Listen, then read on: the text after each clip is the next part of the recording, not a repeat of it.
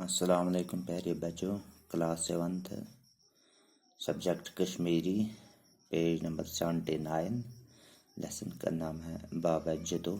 रात पर ऐसे लेसन आज कर सवाल। गोनुक सवाल बाबा जितो कर ओस जामुत। अमुक जवाब बाबा जितो जाव 1411 ईस्वीस मज। दोयम सवाल बाबा जितो कत जाय ओस जामुत। यमुक जवाब बाबा जितो ओस जुम सोब किस गहार गामस मज जामुत। तो त्रेयम सवाल लकचार पे कम कम रच काम ओस बाबा जितो करान। यमुक जवाब बाबा जितो ओस लकचार पे रच रच काम करान, अकिस बेस अथ रोट करान, हलाल रिज़्क कमावान, इंसाफ करन, बश तो फाक लद ख्यावन चावन तो दयस हज इबादत करन और सो जिंदगी हुंद मकसद जानान। तो इथे कन चोरम सवाल बाबा जितो क्या चोल पनुन गाम त्रवित।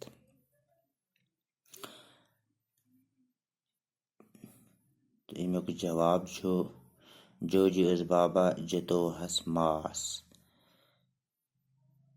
अमिस 7 नेची। तमो वुच लुक बाबा जितो हस इज्जत करान। अंदर लग हस दगे नार दजने तो लगिस हेतन जागने। रंग रंग दित हस इजा। छकरस गो सो पनुन काम त्रवित चलनस पे मजबूर।